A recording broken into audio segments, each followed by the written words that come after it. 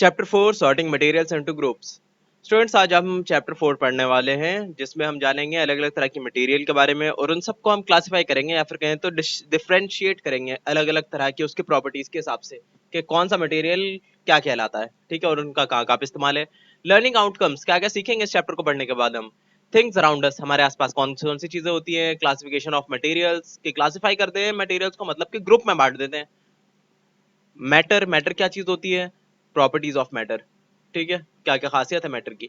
Look at the things around you, there are various kind of things made up of different materials, some of them are books, clothes, shoes, crockery etcetera. कि अपने आसपास की चीजों को देखिए, बहुत सारी चीजें दिख जाएंगी आपको, कपड़े दिख जाएंगे, किताबें दिख जाएंगे, जूते दिख जाएंगे, बर्तन वगैरह दिख जाएंगे, और भी बहुत कुछ दिखेगा आपके आसपास में। दीवारें भी दिख जाएंगी, हवा भी दिखेगी आपको, मतलब दिखेगी नहीं, महसूस होगी, पानी भी दिखेगा, है ना। Can you place them all together in the same almirah, क्या आप जो है सबको एक अलमारी में रख सकते हैं? तो जवाब बिल्कुल नहीं, रख कैसे पाएंगे, सबको रख भी नहीं तो हवा मतलब नहीं रख पाएंगे ना सबको, सब अलग अलग चीजें, कुछ बहुत बड़ी चीजें हैं। अब बोलिए घर के जो आपके टाइल हैं उसे आप अलमारी में थोड़ी रख सकते हैं, घर की दीवारों को भी नहीं रख पाएंगे आप अलमारी में, है ना। Your answer will be no, because placing these different things together can cause a big trouble which make difficult to find out a particular thing. Thus, all things related to a similar category are needed to be placed on a certain place so that we could easily get them as per requirement, कि हम जो है चीजों को जहां पर जिस चीज की जरूरत है वहां पर उनका इस्तेमाल हो सकता है, उसके विपरीत हम उनका इस्तेमाल नहीं कर सकते। मान लीजिए कि आपका टूथपेस्ट है, उसका इस्तेमाल आप सिर्फ अपने जो है वॉशरूम के पास ही कर सकते हैं, मतलब कि दांत ब्रश करने के लिए। उसका इस्तेमाल जो है टूथपेस्ट का आप अपना जो है, मतलब आपकी जो पढ़ाई की डेस्क है वहां पर कोई काम नहीं है उस चीज का। वैसे ही जो है आपकी पेंसिल है, उसका इस्तेमाल कहाँ पर कर सकते हैं आप, जो है आप जब पढ़ने बैठेंगे तब उसका इस्तेमाल आने वाला है आपके काम में। आप कहीं घूमने जा रहे हैं तो वहां पे पेंसिल का क्या काम है आपको, समझ रहे हैं। तो हर चीज को क्लासिफाई करना जरूरी है उन सबके रिक्वायरमेंट के हिसाब से, कि उनकी जरूरत कहाँ कहाँ पे हमें पड़ती है, ठीक है। क्लासिफिकेशन ऑफ मटेरियल्स, क्लासिफिकेशन मतलब के बांटना, किस तरह से हमने बांटा है मटेरियल्स को। Placing things into group on the basis of their similarities and differences in their properties is called classification. Classification is mainly based on the type of material.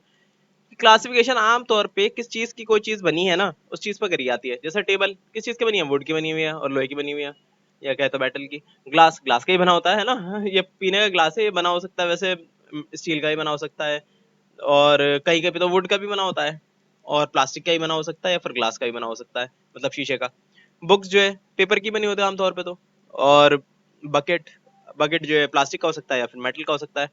तो आमतौर पे किस चीज की कोई चीज बनी हुई है, मतलब उसका रॉ मटेरियल क्या इस्तेमाल हुआ है, उस चीज के हिसाब से हम आमतौर पे क्लासिफाई करते हैं चीजों को। All things are made from one or more materials which may be of two types, natural and man made materials. बोल रहे हैं कि जो भी अपने आसपास चीजें आप देखेंगे ना, वो दो तरह की चीज हो सकती है, या तो नेचुरल या फिर मैन मेड। अगर आपके घर में टेबल कुर्सी ये सब है लकड़ी की, तो आप समझ जाइए कि लकड़ी की जाहिर सी बात है नेचुरल है। कुछ चीजें मैन मेड है, जैसे कि आपके घर में मान लिए कि कोई पॉलिएस्टर का कपड़ा है तो मैन मेड है, कोई कॉटन का कपड़ा है तो वो नेचुरल है। अब टाइल वगैरह है, टाइल्स वगैरह जो है उनके ऊपर कलर है, कलर तो मैन मेड हो गया, कलर बनाया हुआ है। पर वो जो पत्थर है जिस चीज का वो टाइल बना हुआ है वो क्या है, वो नेचुरल है। वैसे ही आप अगर देखें अपने घरों में, तो बहुत सारी चीजें आपको नेचुरल मिल जाएंगी, बहुत सारी आपको जो है मैन मेड भी मिल जाएंगी, ठीक है। Natural materials are obtained from natural resources, for example wood, clay, silk, cotton etcetera. कि वुड मतलब लकड़ी, क्ले मतलब कि आपको पता ही है चिकनी मिट्टी, सिल्क, कॉटन एक्सेट्रा, ये सारी चीजें आपकी नेचुरल हैं। while the man-made materials are obtained from or synthesized artificially from natural or chemical substances, कि artificially बनाई हुई चीजें जो है ना, वो कहलाती मैन मेड चीजें जिसे हम फैक्ट्री में बनाते हैं, ठीक है। For example paper, glass, plastic etcetera. Activity दे रखी है, कह रहे हैं कि आप जो है ना right the name of the things at least three made up of the following materials. कि आप जो है ना इन सारी चीजों के बनी हुई कम से कम तीन तीन चीजें बता दी, जैसे स्टील की बनी हुई तीन चीजें बता दी है। एक तो आप बना देंगे कि पीने वाला ग्लास आपके घर का लिख दीजिए, है ना। और क्या लिखेंगे, बेल्ट का बकल लिख दिए स्टील का। और क्या चीज लिख सकते हैं आप स्टील की, लिख दिए फोटो फ्रेम, ठीक है। वुड का क्या हो सकता है, वुड का आप लिख दिए टेबल। और वुड की क्या हो सकती है, वुड के जो है आप वुड का स्पून भी होता है कई बार, स्पून, स्पून लिख दिए। और क्या हो सकता है वुड का, वुड के आप खुद सोचिए क्या क्या चीज हो सकती है वुड की। फिर पेपर की आप सोचिए, बुक होती है, कॉपीज होती है पेपर की, और क्या बनी होती है चीजें। और आपका अ, और टिश्यू पेपर होता है, और भी काफी कुछ हो सकता है पेपर का आपके घर में। रबर की क्या क्या चीज होती है, एक तो इरेजर होता है, रबर के रबर बैंड होते हैं, और भी कुछ रबर का है तो बताइए। आपके जो है टेबल वगैरह के नीचे शायद लगा हो कुछ रबर, किसी रीजन की वजह से, ताकि जो है एक सॉफ्टनेस फील हो, आवाज ना करे आपका वो टेबल जो है नीचे जमीन से घर्षण के बाद। प्लास्टिक, प्लास्टिक की तो आप बहुत सारी चीजें लिख सकते हैं, तो लिख दिए तीन तीन चीजें कम से कम कि आपके घर में क्या क्या पाई जाती है इन सारी चीजों की। Due to the lack of time and for an easy or comfortable lifestyle, sorting materials into group is necessary। कि चीज़ों को उनके अ, हिसाब से बांट देना, उनके काम के हिसाब से, उनके मटेरियल के हिसाब से, ये जरूरी है हमारी रोजमर्रा की जिंदगी के लिए, जिससे कि हमारी जिंदगी आसान हो पाए। कैसे आसान होगा वो हम समझेंगे जरा। On the basis of their structure, properties or uses, materials are classified into groups so that our brain can handle the complexity। चीजों को अगर हम एक तरह से अगर समझने लग जाए ना, मतलब चीजों को ग्रुप में डालकर अगर हम समझें, तो खाली एक दो चीजों के बारे में हमें समझने की जरूरत है, बाकी उसके ग्रुप की सारी चीजों के बारे में हम अच्छे से समझ लेते हैं। तो इससे हमें दुनिया को समझने में आसानी होती है। ठीक है, जैसे कि आप जो है ये चीज समझ गए कि प्लास्टिक जो है, प्लास्टिक किस किस जगह पे काम आता है, तो आपको प्लास्टिक की बनी हुई जो है हर चीज समझ में आ जाएगी ओवरऑल, कि दुनिया में प्लास्टिक कहाँ कहाँ पे इस्तेमाल होता है, किस किस जगह पे इसका इस्तेमाल हो सकता है, उसका जो है हमें फायदा क्या पहुंचता है ना, किस किस चीज से प्लास्टिक को बचा के रखना चाहिए, उसे इस्तेमाल करने के क्या क्या नुकसान है, क्या क्या फायदा है, ये सारी चीजें पता लग जाएंगी आपको। इतने सारी करोड़ों अरबों जो चीजें बनी है प्लास्टिक के, उन सबके बारे में सिर्फ एक चीज जान के, है ना। तो इस चीज का फायदा है। और वुड के भी बारे में अगर आप जान गए तो दुनिया के सारे फर्नीचर्स के बारे में आप समझ जाएंगे। दुनिया में इतनी सारी चीजें बनी है वुड की, वो सब समझ जाएंगे, है ना। तो ये सब फायदा होता है क्लासिफाई करने का चीजों को। अब देखिए एक्टिविटी बोल रहे हैं, label the material used in the objects given below. ठीक है, ये सारे ऑब्जेक्ट हैं, इनमें कौन कौन सा मटेरियल इस्तेमाल हुआ है बता दिए। इसमें तो वुड हुआ है दरवाजे में, दूसरा है देखिए क्ले इस्तेमाल हुआ है इसके अंदर, मिट्टी, है ना। तो और तीसरे में क्या इस्तेमाल हुआ है, मेटल, मेटल लिख दिया आप, स्टील लिख दिया, स्टील है ना, मेटल में भी स्टील का ये फ्रेम है कोई सा। और यहाँ पे क्या इस्तेमाल हुआ है, यहाँ पे इस्तेमाल हुआ है ग्लास, ग्लास के डोर से ना ग्लास। और यहाँ पे बाल्टी है प्लास्टिक की, प्लास्टिक लिख दी है। यहाँ पे रबड़ इस्तेमाल हुआ है, टायर्स में रबड़ लिख दी है। आगे देखिए मैटर क्या होता है, मैटर के बारे में हम नेक्स्ट क्लास में बात करेंगे। ठीक है, अभी जितना पढ़ा है वो अच्छे से आप समझ लीजिए, ये आपको होमवर्क है। लास्ट क्लास में हमने जाना था कि हम जो है क्यों सॉर्ट करते हैं मटेरियल्स को अलग अलग ग्रुप्स में, ताकि हमें समझने का मौका मिले अच्छे से दुनिया की चीज़ों के बारे में। अपने आसपास जितनी भी चीज़ें हम देखते हैं उन सबको ऑब्जर्व कर पाएं, समझ पाएं कि अच्छा ये चीज़ें इन इन चीज़ों से बनी हुई हैं, इन चीज़ों से और भी चीज़ें बन सकती हैं। उससे हमें इस्तेमाल में फ़ायदा हो, उनकी साफ़ सफाई में, रख रखाव में फ़ायदा हो सके, और वो क्या क्या काम में आ सकते हैं हमारे लाइफ में, और बेहतर तरीके से हम उसका इस्तेमाल कर सकें। ठीक है, जैसे कि हमने जाना था वुड के बारे में, मिट्टी के बारे में, मतलब क्ले के बारे में, स्टील के बारे में, मेटल्स, ग्लास, प्लास्टिक, रबर, इन सब के बारे में जाना था हमने। वैसे देखिए मैटर के बारे में हमें समझना जरूरी है, मैटर क्या चीज होती है। मैटर की देखिए बेसिक सी डेफिनेशन ये होती है कि जो भी चीज के पास मास हो और उसका एक वॉल्यूम हो, उसी को बोल देते हैं हम मैटर। मतलब जो भी चीज में भार हो, थोड़ा सा भार, है ना। जैसे कि आपने जो है अभी मोबाइल अपने हाथ में पकड़ रखा था, मोबाइल का कुछ भार है ना, और मोबाइल ने कोई एक जगह भी ले रखी है अपने हाथ में, छोटा सा वॉल्यूम तो है आपके मोबाइल का भी, जगह ले रखी है ना स्पेस में उसने कुछ, तो उसको ही बोल देता है मैटर। अब मैटर को और अच्छे से समझना है तो आप समझिए, देखिए आपको पता है सबको कि अर्थ है ना, अर्थ की फोटो है एक। अब अर्थ जो है अकेला थोड़ी है, अर्थ जैसे बहुत सारे हैं। तो ये देखिए इसके अंदर जो है ना एक पूरी आकाश गंगा है, ये गैलेक्सी है पूरी। इसको हम बोल देते हैं, हमारी वाली गैलेक्सी को मिल्की वे गैलेक्सी। इसके अंदर जो है ना हमारे अर्थ जैसे जो है अरबों खरबों प्लैनेट्स हैं, और हमारे सूरज जैसे जो है ना अरबों खरबों अलग अलग स्टार्स भी हैं जो आपको चमकते हुए दिख रहे हैं यहाँ पे। और इस तरह के गैलेक्सी के भी अरबों खरबों गैलेक्सीज हैं, जो कि सब सारे मिला के एक बड़ा सा यूनिवर्स बनाती है। ये पूरा यूनिवर्स है ना, उसमें कहा गया है कि सिर्फ दो ही तरह की चीजें एग्जिस्ट करती हैं। करती तो और भी तरह की चीजें हैं, मतलब करती होंगी, पर अभी हमें दो चीजों के बारे में ज्यादा पता है। एक है मैटर, मतलब कि कोई भी सब्सटेंस, है ना। और एक चीज है आपका इलेक्ट्रोमैग्नेटिक वेव, मतलब कि लाइट। आपने लाइट देखी है अपनी लाइफ में? बिल्कुल देखी है, आप जो देख पा रहे होंगे कैमरे में, ये जो मैं बता रहा हूँ आपको, जो भी फोटो देख रहे हैं, तो इसी इलेक्ट्रोमैग्नेटिक रेडिएशन की वजह से ही देख पा रहे होंगे, उसी लाइट की वजह से देख पा रहे होंगे। तो लाइट एग्जिस्ट करती है एक तो दुनिया के अंदर, मतलब पूरे ब्रह्मांड के अंदर, और एक दूसरी चीज एग्जिस्ट करती है, वो है सब्सटेंस, या फिर कहें तो मैटर। वो मैटर होता क्या है उसको जरा और डिटेल में समझिए।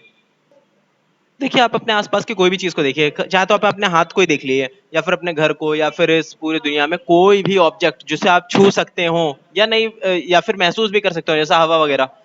तो वो सारी चीजों को अगर आप जूम आउट करके देखेंगे ना, बिल्कुल जूम इन करके देखेंगे, बिल्कुल बारीकी से इलेक्ट्रॉन माइक्रोस्कोप का इस्तेमाल करते हुए, तो भी आपको ये चीज नहीं दिखेगी जो मैं आपको अभी बता रहा हूँ। वो ये है एटम, ठीक है।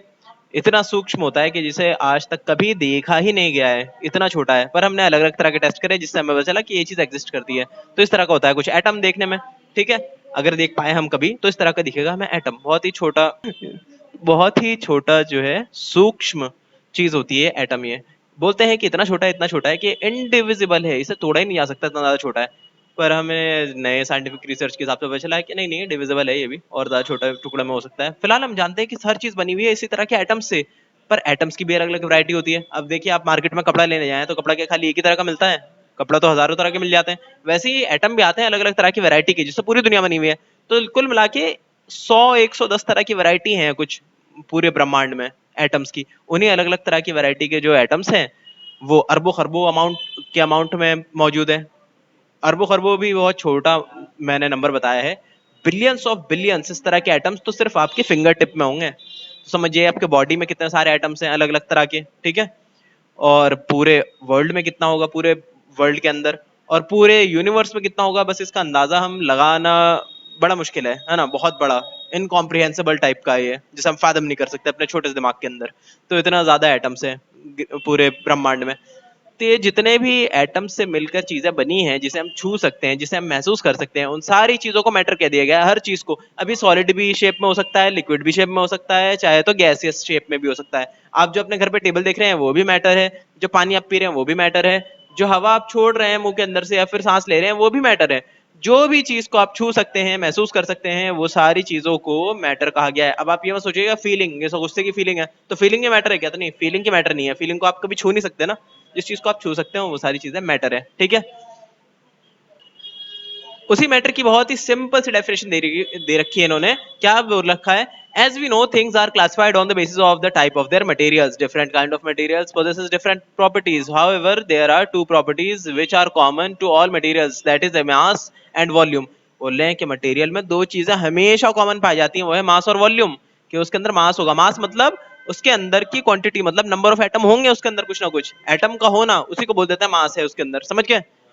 और इसको जो है कुछ कुछ लोग बोलते हैं भार, कि भारी है, उसका वेट है, ठीक है। तो ये भी बात भी सही है कि जब आता है ना गुरुत्वाकर्षण की चपेट में, वो मतलब कि ग्रेविटेशन फील्ड के आसपास, जैसे अर्थ के पास है ग्रेविटेशन, तो इसके आसपास आएगा तो उसका भार भी होगा कुछ। स्पेस में ले आया तो वहां पे आप भार आपको फील नहीं होगा, वहां पे वेटलेसनेस फील होगी। पर तब भी मास रहेगा वहां पे भी उसका, ठीक है। मास जो है इसको हम निकालते हैं किलोग्राम या ग्राम में। आपको पता होगा ना, आप कहते हैं ना कि 1 किलो कुछ दे दो, 1 किलो चावल दे दो या 1 किलो गेहूं दे दो, तो वो आप जो है मास मांग रहे होते हैं कि इतना मास की चीज मुझे दे दो, मैटर दे दो इतना मास का, ये मांग रहे होते हैं आप आसान भाषा में। और वॉल्यूम हर चीज में कॉमन है कि आपने किसी भी चीज के अंदर जो भार हो वो चीज आपने देखी, उसके अंदर वॉल्यूम भी तो होता है, कोई ना कोई जगह भी तो घेर रखी होती है उसने, नहीं। तो ये दोनों चीजें हमेशा कॉमन होती है, और ये दोनों चीज जिस चीज में पाई जाती है उन सबको हम मैटर कह देते हैं। तो mass is the amount of matter that something contains. All materials have mass, हर चीज के अंदर मास होता है, ठीक है। लाइट में नहीं होता, ठीक है, लाइट एक्सेप्शन है। लाइट के अंदर, लाइट का तो देखो कोई वॉल्यूम भी नहीं होता, कोई मास भी नहीं होता, वो डिफरेंट चीज है। मैंने बताया ना, पूरे ब्रह्मांड में दो ही चीजें हैं मेनली, एक तो मैटर और दूसरा है इलेक्ट्रोमैग्नेटिक वेव्स या फिर लाइट, ठीक है। अब बोल रहे हैं देखिए, the amount of space occupied bye a material is called its volume. Volume तो आपको पता है जगह, कोई भी चीज जितनी जगह ले रही है उसको बोल देते हैं उसका उतना वॉल्यूम है, ठीक है। All materials occupy volume. Matter can be defined as anything that occupies space and has mass. It exist in 3 states, liquid, solid and gas. तो देखिए ये भी अधूरी बात है। बोल रहे हैं कि ये सिर्फ 3 फॉर्म से पाया जाता है, सॉलिड, लिक्विड और गैस में। पर हम 9th क्लास में पढ़ेंगे कि नहीं, ऐसी बात नहीं है, 5 स्टेट से पाया जाता है। एक होता है आपका प्लाज्मा, एक होता है आपका द बोस आइंस्टीन कॉन्डेंसेट। तो इनमें भी पाया जाता है, वो हम आगे के हायर क्लासेस में पढ़ेंगे। अब देखिए, पर वो बहुत कम अमाउंट में पाया जाता है और बहुत मुश्किल से पाया जाता है, इसलिए जो है हम उसे गिनते ही नहीं। अच्छा, प्लाज्मा पर अच्छा अमाउंट में पाया जाता है, वो सूरज में ही पाया जाता है बहुत अच्छा अमाउंट में, बल्कि बोलते हैं कि प्योर प्लाज्मा ही है पूरा पूरा सूरज। अब देखिए, बोल रहे हैं solids have a fixed shape and volume. पता है आपको? देखिए सॉलिड के अंदर क्या होता है, एटम्स, मैंने बताया ना आपको, एटम्स को इन्होंने ऐसे लग दिया है, देखिए छोटे छोटे जो एटम के इस तरीके से दिखाया है इन्होंने, जैसा कि मैंने दिखाया था ना इस तरह का एटम, तो ये दिखा रहे हैं इस तरह से पूरा गोला बना दिया इन्होंने, गोल बना दिया है। तो बता रहे हैं कि जब ये जो है एटम्स टाइटली आपस में बंधे हुए हों, बिल्कुल चिपके हुए एक दूसरे से, तो वो आमतौर पे सॉलिड बना लेते हैं अपने आप को, ठीक है, सॉलिड शेप कहलाते हैं कि रिजिड बॉडी है, जैसे आपके घर की टेबल है, उस पर आप घुसा ही मारेंगे तो क्या होगा, हाथ में दर्द आएगा, पर वो टेबल जैसी की तैसी रहेगी, तो सॉलिड है। क्यों? क्योंकि उसके अंदर के एटम्स जो है बहुत पास पास मिले हुए हैं, जबकि लिक्विड में क्या होता है, थोड़े थोड़े दूर होते हैं एटम्स। वैसे ही आप जो है, अब आप घुसा मारेंगे ना पानी पे, तो पानी पे कोई दिक्कत नहीं होगी आपको, है ना, पानी इधर उधर से दरिया आएगा। क्यों? क्योंकि उसके मॉलिक्यूल्स थोड़े दूर दूर हैं, उसके एटम्स थोड़े दूर दूर हैं, अच्छे से जगह बना लेते हैं, वो तरल होते हैं, फैल जाते हैं इधर उधर। जबकि गैस के बहुत दूर दूर होते हैं, वहां पे आप हाथ को हवा में फहराएंगे तो आपको ज्यादा फील भी नहीं होगा कुछ। क्यों? क्योंकि उसके दूर है बहुत ज्यादा एटम्स, ठीक है। तो इसका मतलब आगे क्या बोल रहे हैं कि आगे क्या बोल रहे हैं देखिए, solids have definite shape and volume, solid का डेफिनेट शेप होता है, डेफिनेट वॉल्यूम होता है। Liquids have definite volume but do not have fix shape. क्या लिक्विड जो होता है उसका कोई फिक्स शेप होता है क्या? ग्लास में डालें ग्लास जैसा शेप हो जाएगा, कटोरी में डालें कटोरी जैसा शेप हो जाएगा, पर वॉल्यूम फिक्स रहती है। मान लिया 10 ml पानी है ना, तो किसी भी बर्तन में डालें वो 10 ml ही रहता है। अच्छा, अगर उसमें बहुत ज्यादा अगर आप प्रेशर डालेंगे तो वो भी थोड़ा सा पिचक जाता है, उसका भी वॉल्यूम थोड़ा कम हो जाता है, और उसे भी एक्सपेंड करेंगे तो उसका वॉल्यूम थोड़ा सा बढ़ जाता है, थोड़ा सा ऊपर नीचे हो सकता है, पर लगभग फिक्स रहता है। ऐसे तो सॉलिड का भी होता है ऊपर नीचे, ठीक है। they adopt the shape of the container which they are placed। जिस कंटेनर में डालेंगे तरल पदार्थ को, लिक्विड को, चाहे वो तेल हो चाहे पानी हो, वो सब उसकी शेप ले लेंगे, जाहिर सी बात है। Gases do not have fix shape and volume, कि गैसेस का तो ना तो कोई शेप होता, शेप होता है कि गैसेस का कोई शेप नहीं होता, कहीं पे भी किसी भी चीज का शेप ले लेता है कभी भी। और वॉल्यूम भी कुछ कंफर्म नहीं होता, कहीं पे हाई वॉल्यूम ले लेता है, कहीं पे कम वॉल्यूम ले लेता है। पता है आपको कि जमीन के पास जो है वॉल्यूम थोड़ा कम लेता है ये, जबकि ऊंचाई पे आने के बाद ये वॉल्यूम जो है थोड़ा ज्यादा लेता है, मतलब कि फैल जाती है हवा ऊपर जाकर। इसलिए जो है ना, जब पहाड़ी इलाकों में जाते हैं तो हमें सांस लेने में दिक्कत होती है। क्यों? क्योंकि वहां की हवा पतली होती है, मॉलिक्यूल थोड़ा दूर दूर बिखरे होते हैं, तो सांस बटोरने में हमें जो है ना, मतलब कहें तो ऑक्सीजन बटोरने में थोड़ी दिक्कत हो जाती है। आगे बोलते हैं sometimes people get confuse between the term matter and material. कई बार लोग कंफ्यूज हो जाते हैं मैटर में और मटेरियल में। मटेरियल तो किसी चीज को बनाने की चीज को बोल देता है मटेरियल, मैटर तो हर एक चीज को बोल रहे हैं, कोई भी बाय प्रोडक्ट हो, रिएक्ट, कोई भी सब्सटेंस हो दुनिया का जिसे भी आपने छुआ हो, महसूस करा हो, वो सारी चीजें मैटर कहलाती हैं। मटेरियल तो किसी चीज को बनाने में जो रॉ मटेरियल लगता है उसको मटेरियल बोल दिया जाता है, ठीक है। As discussed above, matter is anything that satisfies the condition of having mass and occupies space. Material is particularly refers to a specific type of matter having some definite kind of property specially intended for use। बोल रहे हैं कि matter तो आपको बताइए हर एक चीज को मैटर बोल दिया जाता है, पर मटेरियल बोले जाता है जैसे खास चीज के बारे में बात हो रही है ना, जैसे ये आपको बनाना है टेबल, टेबल का मटेरियल क्या होगा? वुड होगा। टेबल का मटेरियल कुछ और थोड़ी हो सकता है, टेबल का मटेरियल वो थोड़ी होगा आपका कागज वगैरह या फिर मिट्टी वगैरह थोड़ी होगी टेबल का मटेरियल, नहीं ना होगा ना। टेबल का मटेरियल तो वुड को ही होना है। तो यही, वरना अगर किसी और चीज का मटेरियल का बनाना है, आपको लोहे का बनाना है तो लोहा हो सकता है, अगर आपको टेबल प्लास्टिक का बनाना है प्लास्टिक हो सकता है। तो डिपेंड करता है कि आपको क्या चीज बनानी है, उस हिसाब से उसका मटेरियल होता है। रॉ मटेरियल जो होता है ना उसी को रिफर किया जाता है, कि जो कच्चा सामान होता है, सामग्री जिससे बनाई जाती है वही चीज, उसको लेते हैं मटेरियल है उसका, बात खत्म। जबकि मैटर तो हर एक चीज को बोलते हैं, हर एक चीज को। हम भी मैटर है, ठीक है, पर हम कोई मटेरियल थोड़ी है, हम तो इंसान है नॉर्मल, हम मटेरियल नहीं बोलते हैं हमको, पर हम है मैटर ही ओवरऑल। और हर चीज दुनिया के अंदर वो सारी चीजें मैटर है। आगे देखिए, for example wood is a matter but it can also be considered as material because it has some distinctive property from other materials like plastic, rubber etcetera. It is meant for some specific use. कि देखिए would है, would को material बोले आता है। क्यों? क्योंकि बहुत सारी चीजों को बनाने में काम आता है, इसलिए उसे मटेरियल भी बोलते हैं, ठीक है। आगे देखिए, some important properties of matter. Other than volume and mass, matter has some other important properties which can be used to differentiate them. Some of the appearance, hardness, solubility, density, transparency. Let us discuss them। बोल रहे हैं कि कुछ हर matter के अंदर कुछ खास तरह की बातें होती हैं, उन सारी बातों को हम जानकर ना उन्हें अलग अलग कैटेगरी में बांट सकते हैं। देखिए अपीयरेंस, अपीयरेंस क्या होती है? दिखने में कैसा लग रहा है वो सामान, ठीक है। different types of materials appears according to the different in their color, luster and texture। कि कोई भी चीज अगर आपको अलग तरह की दिख रही है ना, वो इसलिए दिख रही है क्योंकि उसका जो है कलर अलग होगा, कुछ खास तरह का कलर होगा, कुछ खास तरह का लस्टर होगा, मतलब कि चमक होगी या नहीं होगी, और टेक्सचर होगा उसका, ठीक है, कि उसकी सतह कैसी है। कलर, कलर पे देखिए देखिए देखिए क्या बोल रहे हैं, natural things have their own colour whereas man made things are coloured with artificial colours. For example wood is generally brown in colour but the furniture made of wood are colored artificially in different colors। वो लेकिन colour जो है आमतौर पे ना कोई भी natural चीज होती है उसका नेचुरली कलर प्रोवाइड किया हुआ होता है, जैसे कि वुड है, वुड का कलर जो है नेचुरली ब्राउन होता है, पर हम आर्टिफिशियली उसे बदल भी सकते हैं, ठीक है, उसमें अलग तरह के कलर्स हम मिला के डाल सकते हैं, डाई वगैरह डाल सकते हैं, ठीक है। आगे बोल रहे हैं लस्टर, लस्टर के बेसिस पे जो है हमें अलग अलग तरह की चीजें दिखाई दे देती हैं, ठीक है, जैसे क्या, the shine of material is called lustre, कि शाइन चमक किसी चीज की जो है उसको हम लस्टर बोल देते हैं। सब materials are lustrous such as metal while some materials are non-lustrous such as wood, rubber, etc. मतलब कुछ चीजें चमकदार होती हैं जैसे कि मेटल्स, आपने देखा होगा ना चमकदार होते हैं मेटल्स जैसे सोना वगैरह, और कुछ चीजें चमकदार नहीं होती जैसे रबड़, वुड वगैरह।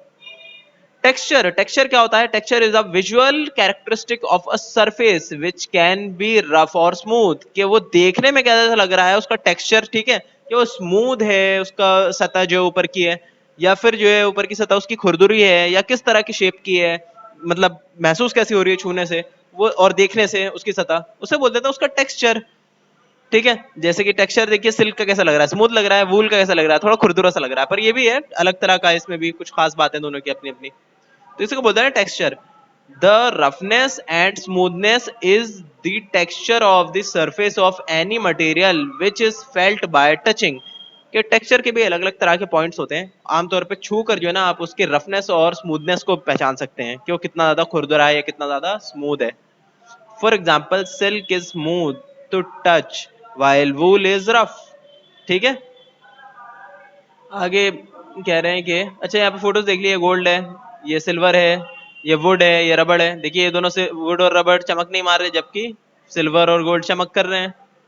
आगे बोला एक्टिविटी में touch the given material and tick into the appropriate column, बताइए जरा ब्लैक बोर्ड रफ है कि स्मूथ है? तो देखिए वो तो होता है आपका ब्लैक बोर्ड स्मूथ, तो आप ये खुद ही सोच के बताइए कि स्मूथ है कि रफ है, बाकी हम नेक्स्ट क्लास से करते हैं हार्डनेस, ठीक है।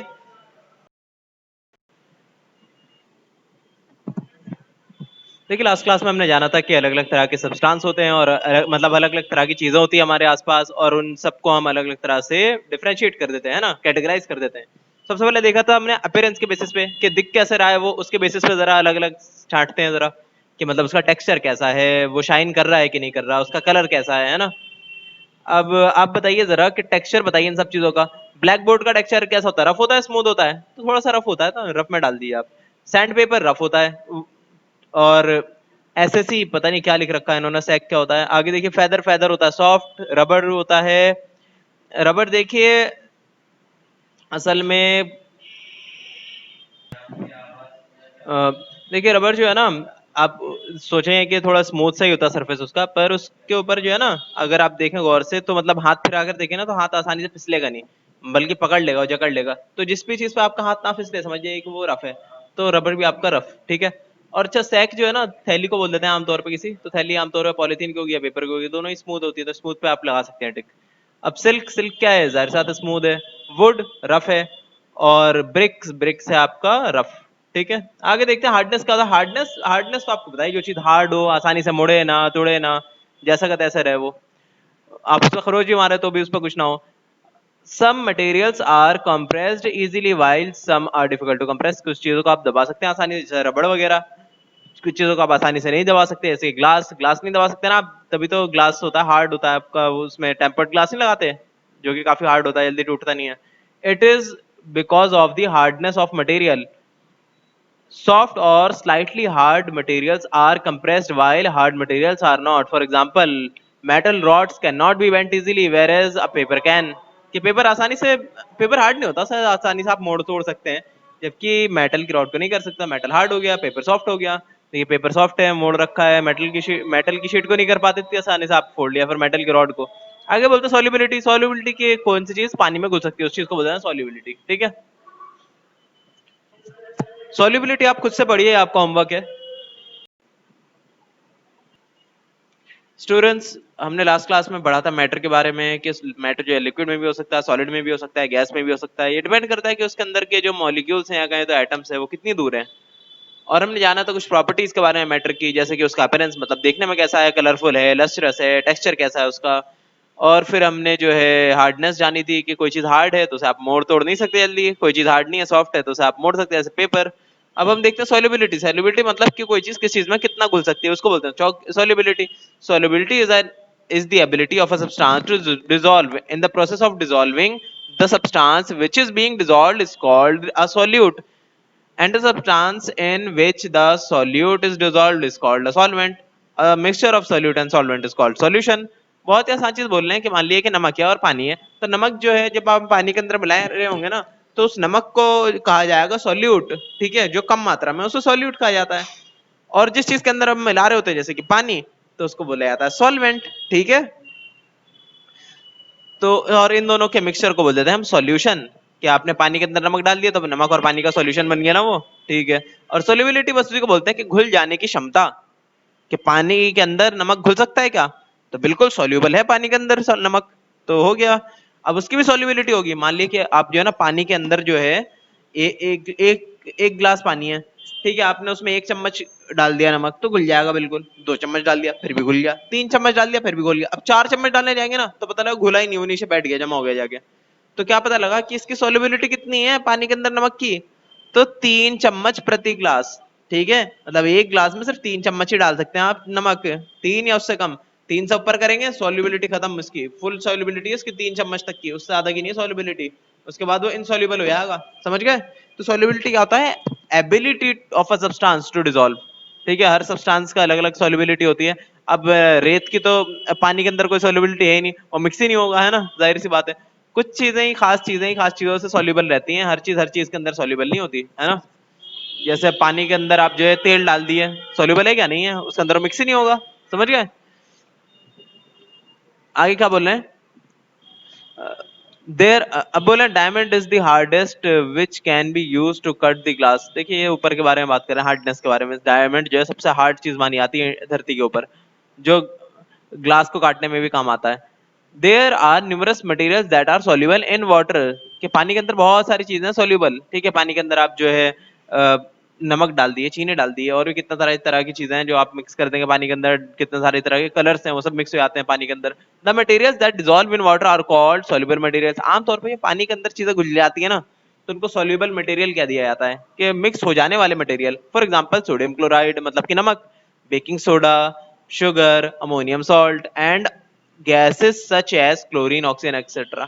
ऑक्सीजन भी तो मिक्स हो जाता है पानी के अंदर, पता है आपको। अगर आपको यकीन नहीं आ रहा तो आप जो है गर्म करके देखिए पानी को, जैसे पानी को गर्म करेंगे ना तो अंदर से उबाल मारेगा, अंदर से बहुत सारी जो है ना छोटी छोटी बूंदे बाहर आएंगी। अब आप सोचेंगे कि अंदर बूंदे कहाँ से आ गई पानी के अंदर, आपने उबाला तो, मतलब पानी को गर्म करा तो, वो इसलिए क्योंकि वो पहले से डिसॉल्व हुई थी पानी के अंदर, ठीक है। पानी के अंदर एक अच्छा खासा अमाउंट में ऑक्सीजन और पूरी हवा जो है वो ट्रैप हुई हुई रहती है, ठीक है।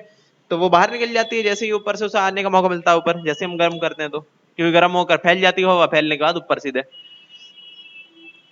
आगे बोल रहे हैं the materials that do not dissolve in water are called insoluble material. कुछ चीजें जो नहीं मिक्स होती पानी के अंदर उनको बोल देते हैं insoluble material. For example chalk powder, chalk powder को मिक्स करने की देखिए कोशिश करिए पानी के अंदर, थोड़ी देर तो घूमेगा फिर थोड़ी देर बाद नीचे बैठ जाएगा आकर। जैसे ऑयल, ऑयल भी मिक्स नहीं होगा पानी के अंदर। आगे देखते हैं क्या है, अच्छा रेत भी मिक्स नहीं होती पानी के अंदर। आगे देखिए एक्टिविटी में बोल रहे हैं check the solubility of the following items in water, कि मिक्स करके देखिए, सॉल्ट मिक्स करके देखिए पानी के अंदर होगा क्या, बिल्कुल हो जाएगा। शुगर भी हो जाएगा, सैंड नहीं हो पाएगा, चॉक पाउडर भी नहीं होगा, ऑयल भी नहीं होगा, पेंसिल शेविंग वो भी नहीं होगी। पेंसिल शेविंग कहाँ से हो जाएगी, वो तो लकड़ी का होता है, तैरने लगेगा। Liquids which mix with each other are called miscible liquids. ऐसे दो लिक्विड्स, दो या दो से ज्यादा लिक्विड्स जो कि आपस में मिक्स हो जाए पूरी तरह से, उन दोनों को आप अलग ना कर पाए, फिर एक बार मिक्स कर दिया तो, ठीक है। उसे ऐसा नहीं कि आप अलग कर पाए आसानी से, उसके लिए फिर केमिकल रिएक्शन कराना पड़ेगा अलग करने के लिए। तो उनको बोलते हैं हम मिसिबल लिक्विड्स, मिक्स हो जाने वाले लिक्विड्स, ठीक है। For example alcohol, vinegar, glycerine and most organic acids, sulphur, nitric acid, hydrochloric acid etcetera dissolve in water. समझ गए कि ये एग्जांपल दिया है इन्होंने कि आप जो है ना अल्कोहल को पानी के अंदर मिक्स करिए पूरी तरह से मिक्स हो जाएगा, ठीक है। वैसे ही नाइट्रिक एसिड को आप करिए पानी के अंदर मिक्स पूरी तरह से मिक्स, वैसे सल्फ्यूरिक एसिड भी पानी से मिक्स हो जाएगा, ग्लिसरीन भी पानी से मिक्स हो जाएगा, और भी बहुत सारी चीजें हैं जो पानी से मिक्स हो सकती हैं। तो पानी और उनका जो कॉम्बिनेशन है वो क्या है, मिसिबल लिक्विड्स। पर पानी और तेल का कॉम्बिनेशन हुआ क्या मिसिबल लिक्विड, नहीं हुआ, बिल्कुल नहीं हुआ, वो इमिसिबल लिक्विड है, वो नहीं मिक्स हो सकता पानी और तेल, ठीक है।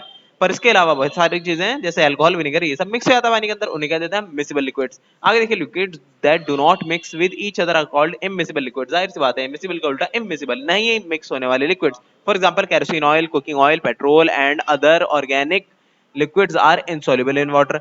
कि ठीक है देखिए वाटर का खाली यहाँ पे एग्जांपल दे रखा है कि पानी के साथ ये सारी चीजें आप जो है मिक्स नहीं कर सकते, तो ये सब हो गया आपका जो है ग्रुप इमिसिबल लिक्विड्स का। वाटर की जगह कुछ और भी ले सकते थे आप, ठीक है। केरोसिन ऑयल और अल्कोहल का भी एग्जांपल ले सकते हैं कि अल्कोहल और केरोसिन ऑयल आपस में नहीं मिक्स होते, ठीक है, ये भी इमिसिबल लिक्विड है। तो ऐसे ही आप जो कोई भी एग्जांपल लेंगे ऐसे लिक्विड्स का, ठीक है, जो कि मिक्स नहीं हो सकता, तो वो कहलाएंगे दोनों आपस में इमिसिबल। अगर कोई भी दो ऐसे लिक्विड्स का आप एग्जांपल लेंगे जो आपस में मिक्स हो सकते हो, तो वो कहलाएंगे मिसिबल लिक्विड्स, मिक्स होने वाले लिक्विड्स। बस इतनी सी बात है। They do not dissolve in water when mixed and stirred. Stirred का मतलब कि गोल गोल घुमा देना चम्मच से। With water and kept aside for some time, they form a separate layer. कि नहीं मिक्स होता तेल या फिर केरोसिन ऑयल पानी से, क्यों अलग सेपरेट ऑयल का लेयर बना लेता है अपना, ठीक है। आगे बोला है the solubility of a substance fundamentally depends on the used solvent as well as on the temperature and pressure। क्या आम तौर पे कोई चीज किसमें मिक्स होने वाली है नहीं होने वाली, वो इस चीज पे ज्यादा डिपेंड करता है कि किस चीज में आप उसे मिक्स कर रहे हैं, ठीक है। जैसे कि तेल जो है पानी के अंदर मिक्स नहीं होता, पर तेल जो है किसी और चीज के साथ मिक्स हो जाएगा जो उसके साथ सूटेबल होगा, ठीक है। अ, अब देखिए कुछ एग्जांपल है आपके इस तरह के सॉल्यूशंस के, जैसे ये देखिए मिल्क है, ऑयल एंड वाटर है ना। तो क्या है ये ऑयल एंड वाटर जो आपका एग्जांपल है इमिसिबल लिक्विड का, जो कि नहीं मिक्स हो सकता। देखिए ना कहाँ मिक्स हो रहा है, नहीं मिक्स हो रहा, ऊपर लेयर जमने जा रही है।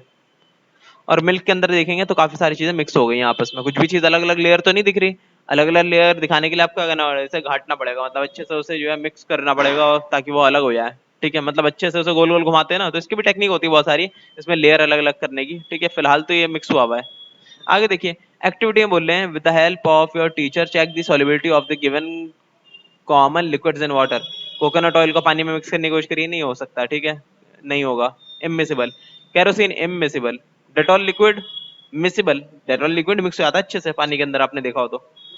अगर नहीं होता तो उसका यूज ही कहाँ होता, वो पानी के अंदर डाला जाता है, बहुत ज्यादा यूज होता है डेटॉल लिक्विड तो। आगे है लेमन जूस।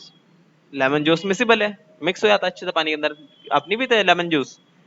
देखिए water can also dissolve some gases, कि कुछ गैसेस को भी डिजोल्व कर लेता है पानी। जैसा भी देखा हमने कि पानी के अंदर आप जो है ना उसे गर्म करेंगे तो अंदर से कितने सारे गैसेस निकलती हैं, कौन सी निकलती है, वो निकल रही होती है नॉर्मल जो हवा होती है, एयर निकल रही होती है उसके अंदर से, तो वो भी अपने अंदर जो है डिजोल्व कर लेता है, ट्रैप कर लेता है।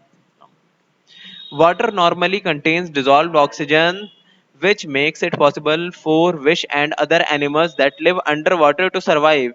बोल रहे हैं कि पानी के अंदर ऑक्सीजन बहुत सारी मिक्स होती है, तभी तो अंडर वाटर जो एनिमल्स होते हैं, मतलब कि फिशरीज होती हैं, वो सब जिंदा रह पाती हैं। अगर पानी के अंदर ऑक्सीजन नहीं होता तो वो ऑक्सीजन के बिना जिंदा कैसे रह पाती। और पानी के अंदर ऑक्सीजन पता है कहाँ से आता है, चट्टान, मूंगा चट्टान, वो जो होते हैं इतने सारे अलग अलग तरह के पौधे, पेड़ पौधे जमीन के अंदर, समुद्र के अंदर, वहां से आता है। और मैंने तो ये भी सुना है कि ज्यादातर हिस्सा लगभग 90% जो ऑक्सीजन एनवायरनमेंट के अंदर है वो समुद्री पेड़ पौधों की वजह से ही है। पूरे जमीन के जो पेड़ पौधे हैं उन सबका कंट्रीब्यूशन मिलाकर सिर्फ 10% ही है।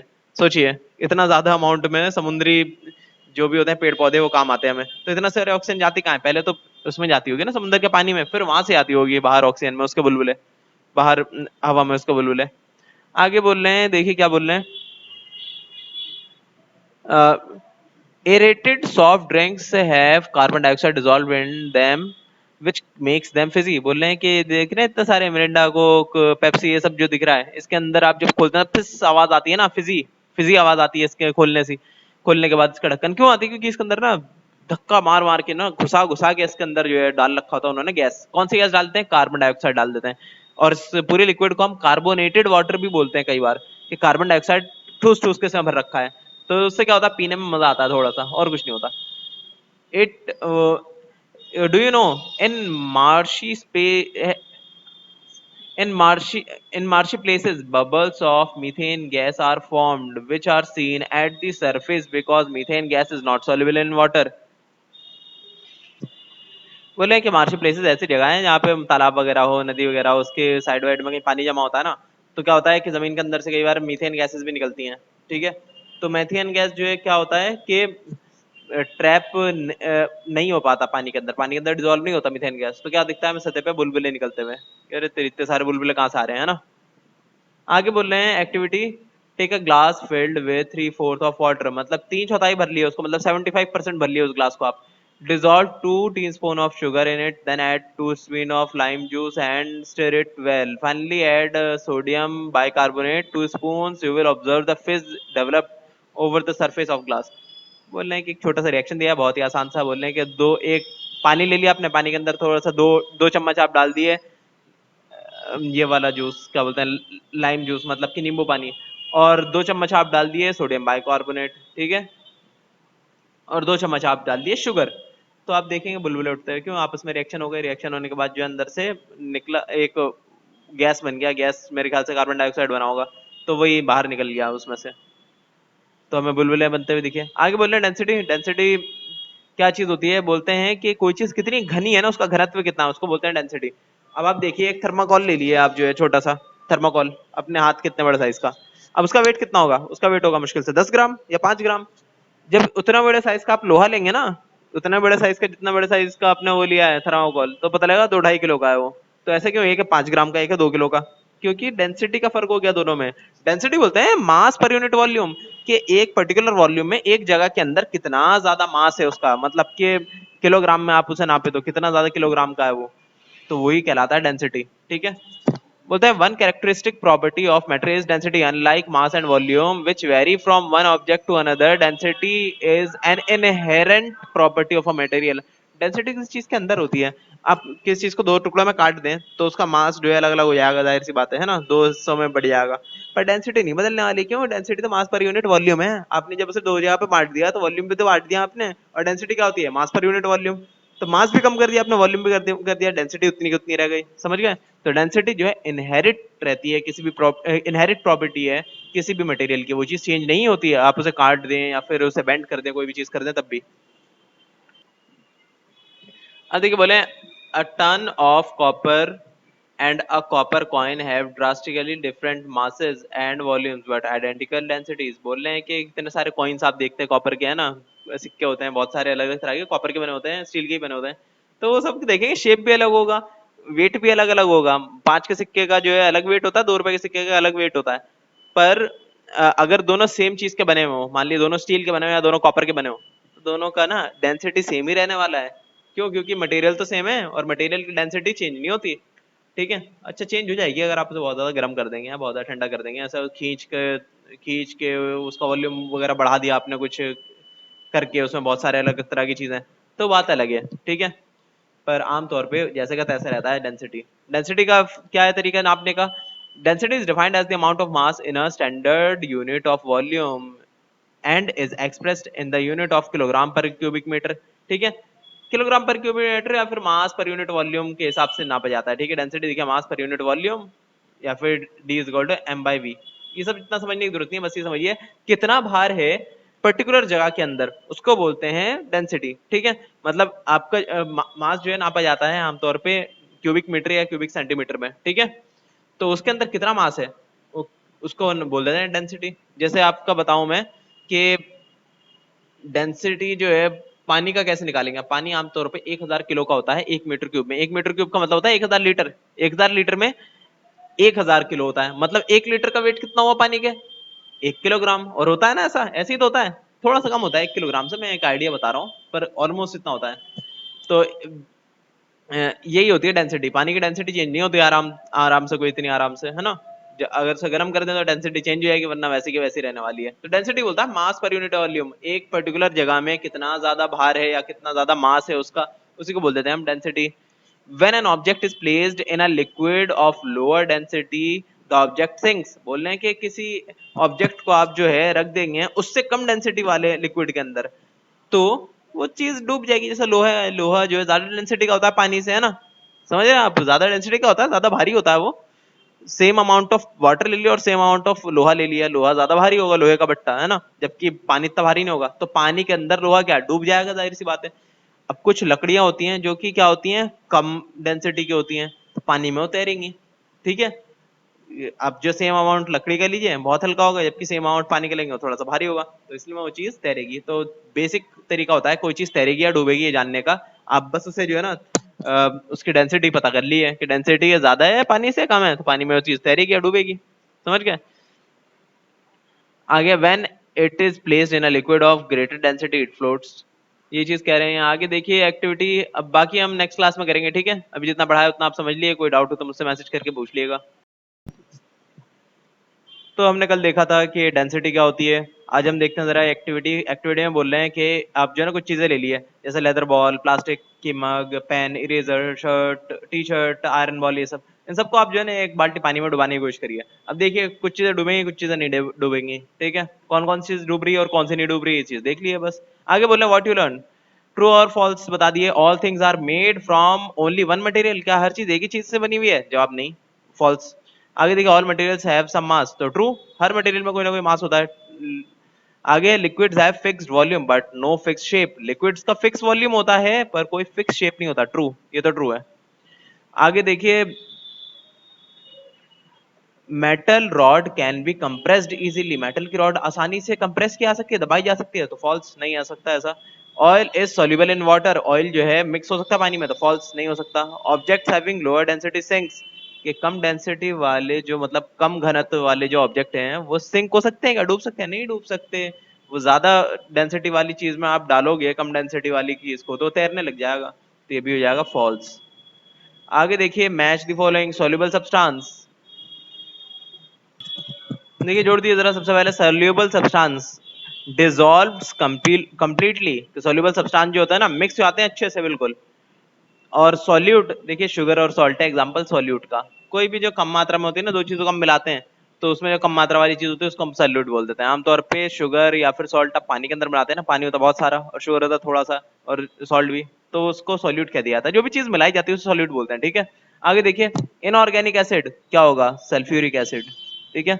आगे है आपका मिसिबल लिक्विड्स, मिसिबल लिक्विड्स क्या हो गए आपके, जो कि आपस में मिक्स हो सके, आसानी से मिक्स हो जाने वाले लिक्विड्स बोलते हैं मिसिबल लिक्विड। जैसे मिल्क और वाटर, पानी के अंदर दूध मिक्स हो जाता है ना, बिल्कुल हो जाता है, सुना नहीं आपने? पानी के अंदर दूध, दूध के अंदर पानी मिला देते हैं लोग, तो ये। अब है इमिसिबल लिक्विड जो नहीं मिक्स हो सकते आसानी से, वो है आपके लिक्विड और वाटर। और है आपका एरेटेड ड्रिंक्स, कौन से होते हैं इसमें कार्बन डाइऑक्साइड मिक्स हुआ हुआ, ऐसे ड्रिंक्स को बोलते हैं हम एरेटेड ड्रिंक्स। आई कह रहे ट्रांसपेरेंसी, ट्रांसपेरेंसी बोलते हैं वो क्षमता जिससे एक किसी भी चीज के पार देखा जा सके, जो अपने अंदर से लाइट को ट्रैवल करने दे एक तरफ से दूसरी तरफ। Materials that can be classified into three, materials can be classified into three types depending on the amount of light that can pass through them। एक तो है ट्रांसपेरेंट मटेरियल, जिससे सारी लाइट पास हो जाती है, जैसे शीशा वगैरह, उसके पार देख सकते हैं ना हम, उस तरफ से कोई ने टॉर्च चलाया तो आप देख सकते हैं इस साइड में। अब ये देख लिए ट्रांसल्यूसेंट मटेरियल्स, वो जो कि अपने अंदर से लाइट को पास तो होने दे पर पूरी तरह से पास ना होने दे, थोड़ा सा पास होने दे, थोड़ा नहीं पास होने दे। जैसे पेपर, पतला सा पेपर देखे ना तो दूसरी तरफ से लाइट आपको पास होती हुई दिखेगी। कोई पतला सा कपड़ा होगा ना उसके भी आपको जो है दूसरी तरफ से लाइट आती हुई दिखेगी, थोड़ी सी है ना, बहुत ज्यादा नहीं। अब एक होता है ओपेक मटेरियल, ओपेक क्या, जिसके पार लाइट हो ही ना सके, जैसे कि प्लास्टिक वगैरह, उसके पार हो सकता है क्या? ऐसा नहीं है। आप वो प्लास्टिक की पॉलिथीन मत ले लिएगा, जो प्लास्टिक का कोई सा जग ले लीजिए, या फिर अपना मोबाइल फोन देखिए, अपने आर पार होने देता है लाइट को? नहीं होने देता। अपना ज्योमेट्री बॉक्स देख लिया, पार नहीं होने देता लाइट को। तो ये चीज यहाँ पे लिख रखी है, transparent materials allow the light to pass through them, they can be made of clear glass और clear plastic objects behind the transparent materials that can be seen clearly, for example glass bottle, transparent sheets, light bulb, thermometer, ice break beaker, ice spectacles etc। देखिए glass है, ये सारी glasses या plastic की sheets, इन सब के पास हम पार हम देख सकते हैं। In sun glasses a special kind of glass is used which allows visible light to pass through, but total cuts of ultraviolet rays that are harmful to the eyes. बोल रहे हैं कि हमारे जो है ना चश्मे कई बार ऐसे बने होते हैं जिनको बोलते हैं पोलर ग्लासेस, ठीक है? कुछ खास तरह के ऐसे स्पेक्टिकल्स आते हैं, कुछ खास तरह के ऐसे चश्मे आते हैं जिनका काम होता है कि जितनी विजिबल लाइट है उन सबको तो पार होने देना, कि हमें हर चीज दिखाई दे साफ, पर जो अल्ट्रावायलेट रेडिएशन वाली लाइट है ना, जो कि हार्मफुल रेडिएशन जो छोड़ता है हमारा सन, वो भी लाइट की शक्ल में ही छोड़ता है, तो वो वाली लाइट को पास ना होने दे, ठीक है? ताकि हमारी आंखों को नुकसान ना पहुंचे। आगे बोल रहे हैं translucent materials. Translucent materials allow only some light to pass through them. कुछ लाइट पार हो सकती है, जैसे देखिए जमी हुई ग्लास या फिर ट्रेसिंग पेपर, थोड़ी सी लाइट पास हो सकती है, उससे धुंधली इमेज दिखती है पीछे की। Objects behind the translucent materials can not be seen clearly and appeared blur. For example, tracing paper, frosted glass, certain types of plastics, thin clothes, etc.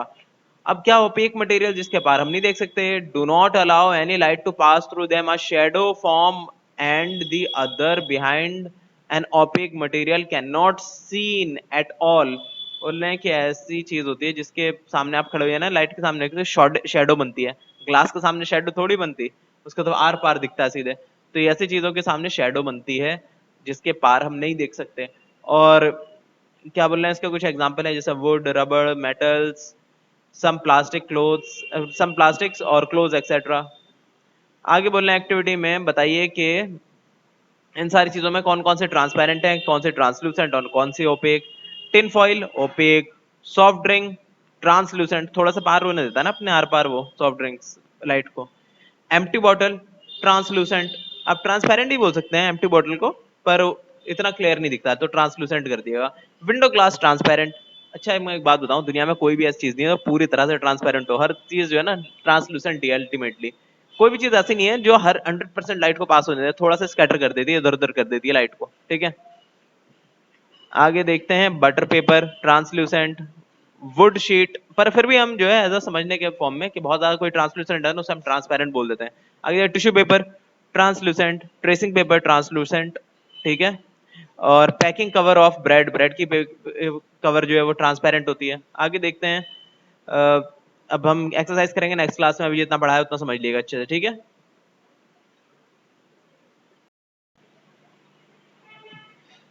तो हम आ जाते हैं एक्सरसाइज पे चैप्टर 4 के। पहला है हमारा multiple choice questions. Which of the following is used to make clothes, कपड़ा बनाने के लिए क्या इस्तेमाल होता है, रबड़ का, प्लास्टिक का है, कॉटन का, जाहिर सी बात है कॉटन का होता है, टिक लगा दिए। सेकंड आपका मास पर यूनिट वॉल्यूम क्या होता है, डेंसिटी, सीधी सी बात है, घनत्व कि कितना मास है पर्टिकुलर वॉल्यूम के अंदर। थर्ड है आपका which of this is not lustrous, gold lustrous है, बिल्कुल चमकदार है, सिल्वर भी है, रबड़ नहीं है, रबड़ पे टिक लगा लीजिए। द हार्डेस्ट सब्सटेंस है, जाहिर सी बात है डायमंड, कहीं पे भी आया डायमंड। आगे देखिए lemon juice is dash in water, तो सॉल्यूबल इन वाटर है ना, सॉल्यूबल है, मिक्स हो जाता है पानी के अंदर अच्छे से। Which of these is insoluble in water, common salt, sugar या फिर मस्टर्ड ऑयल, जाहिर सी बात है ऑयल, ऑयल टिक लगा दी है। विच of the following is transparent material, glass, would या सिल्वर, जाहिर सी बात है ग्लास होगा, टिक लगाइए। आगे देखिए materials allow only some light to pass through them, वो वाले मटेरियल जो कि कुछ लाइट को पास होने देते हैं अपने अंदर से, उनको बोलते हैं ट्रांसलूसेंट, ट्रांसलूसेंट पे टिक लगाइए। Fill in the blanks, anything that occupy space and has mass is known as matter. आगे देखिए matter can be classified as solid, liquids and gas, solids, liquids and gases लिख लीजिएगा। आगे देखिए इसमें dash is a mixture of solute and solvent, तो जवाब है solution, solution is a mixture of solute and solvent. Four है आपका materials that do not dissolve in water are called insoluble materials. Six में देखिए डैश इज, अच्छा आगे यहाँ पे ये फिफ्थ में आपका dash is defined as the most as the amount of mass in a standard unit of volume, कितना मास है पर यूनिट ऑफ वॉल्यूम के अंदर, उसे क्या बोलते हैं, डेंसिटी बोलते हैं। तो देखिए आप यहाँ पे density is defined as the amount of mass in a standard volume, in a standard unit of volume, ठीक है।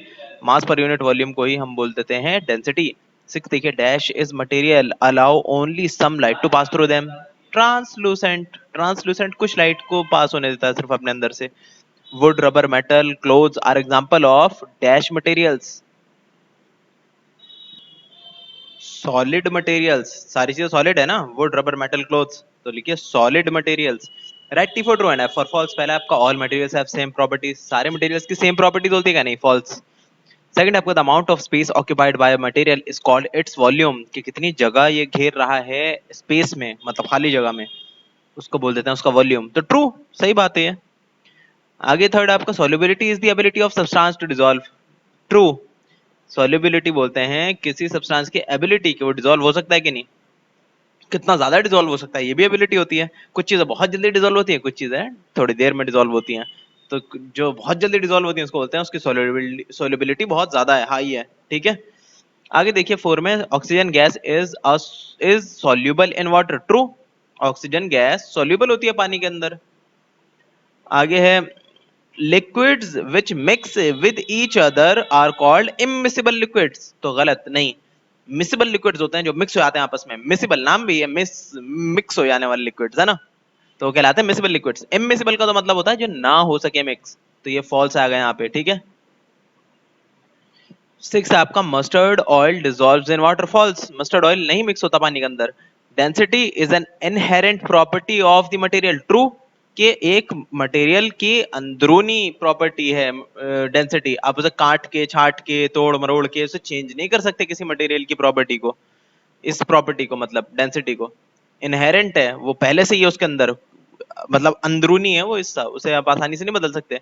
किसी लस्ट्रस चीज को नॉन लस्ट्रस तो बना सकते हैं आप, कि कोई चमक रही है उसे चमकने के ना चमके ऐसा कुछ बना दे, और भी बहुत सारी प्रॉपर्टी को चेंज किया जा सकता है, पर इस प्रॉपर्टी को चेंज नहीं करा जा सकता इतनी आसानी से, करा तो इसे भी जा सकता है पर बहुत बहुत मुश्किल है। आगे देखिए डी में है शॉर्ट आंसर टाइप क्वेश्चंस। पहले आपका list 5 materials that can B obtained from nature, nature से लिए जाने वाले 5 ऐसे मटेरियल्स का नाम बता दिए, तो लिख दिए आप, लिख दिए पहला वुड, दूसरा लिख दिया आप वाटर, तीसरा लिख दिए आप रबर, चौथा लिख दीजिए आप मेटल, पांचवा लिख दिया आप कॉटन, ठीक है, सारे ही आपके नेचर से ऑब्टेन्ड होने वाले मटेरियल्स हैं। अच्छा, पानी भी जो मटेरियल ही है, वो भी पानी से भी बहुत कुछ बनता है, कितने सारे जितने भी दुनिया में सॉल्यूशंस देखते हैं वो आप सारे तो बने होते हैं पानी से ही, तो पानी भी है आपका एक मटेरियल, ठीक है।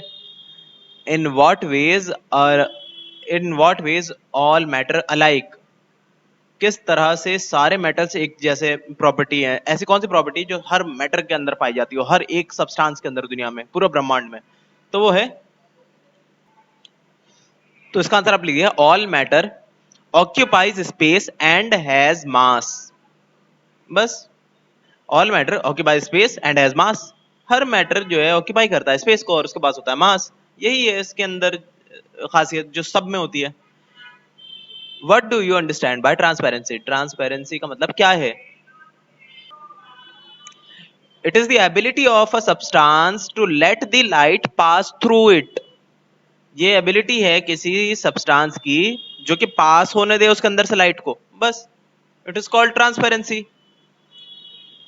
आगे देखिए 4 में व्हाट इज सॉल्युबिलिटी, सॉल्युबिलिटी क्या होती है?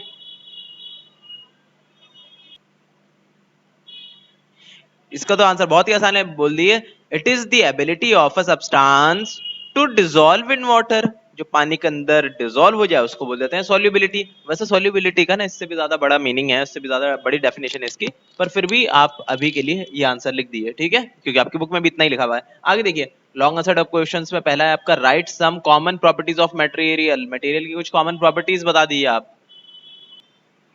तो उसके लिए आप लिख दीजिए, यहाँ पे देखिए अपीयरेंस लिख दीजिएगा पहले, सबसे पहले आप नंबर 1 डाल के appearance, different types of materials appeared according to the difference in their colour lustre and texture, इतना लिख दिया आप।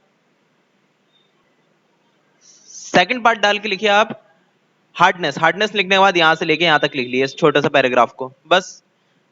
थर्ड पॉइंट डाल के लिखिए आप सॉल्युबिलिटी, सॉल्युबिलिटी डालेंगे तो यहां से लेके यहां तक ये पूरा पैराग्राफ लिख लिया आप, ठीक है, हो गया आपका सॉल्युबिलिटी, ठीक है। 3 पॉइंट्स लिख लिए, इतना काफी है,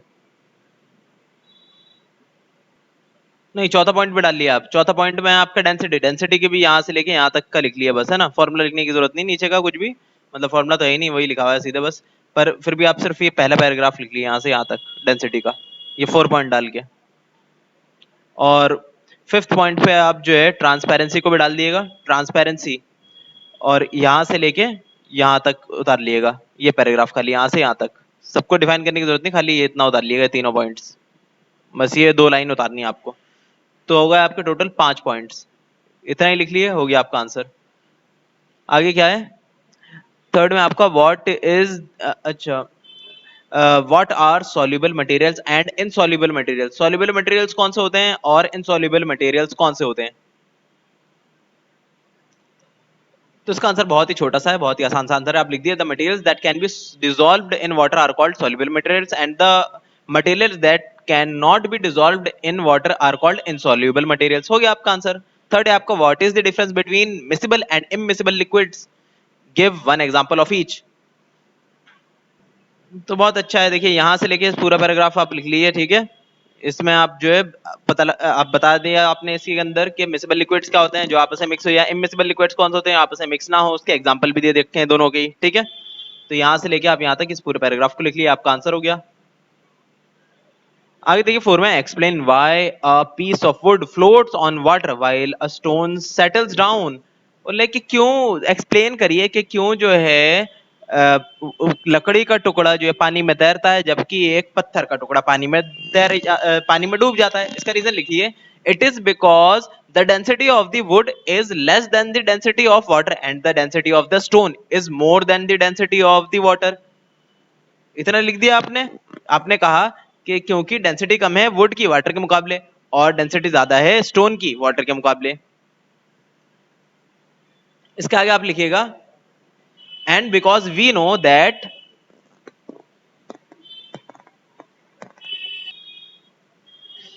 the materials that have higher density always sink down in the water or the liquid, ठीक है। वाटर और द लिक्विड कि जिस चीज में भी आपने उसे डुबाया है उस चीज से उसकी डेंसिटी ज्यादा है तो हमेशा डूब जाएगा वो। तो इतना आपने बता दिया, आंसर हो गया आपका चारों। आगे देखिए हॉट सी, आपको लिखने की जरूरत नहीं, खाली समझाता हूं आपका। Why are the handles of cooking utensils are made of bakelite and wood? क्योंकि they are bad conductors of heat, इस वजह से, ताकि हाथ बचा रखें। सेकंड आपका why water is called universal solvent, क्योंकि इसके अंदर ज्यादातर चीजें मिक्स हो जाती हैं इसलिए उसको सॉल्वेंट कहा गया universal. Why does ice float on water? क्योंकि वाटर की डेंसिटी ज्यादा होती है, आइस की डेंसिटी कम होती है, इसलिए तैरना शुरू करते हैं। हल्का होता है आइस ओवरऑल, क्योंकि ठंडा होता है ना, ठंडी चीज मतलब इस तरह से होता है, उसकी डेंसिटी थोड़ी सी कम होती है पानी से, इसलिए वो तैरना शुरू कर देता है और उसके अंदर हवा के बुलबुले भी ट्रैप हुए होते हैं, ठीक है। तो यहाँ पे आपका चैप्टर खत्म होता है, सब कुछ करके मेरे पास सेंड कर दिया आप।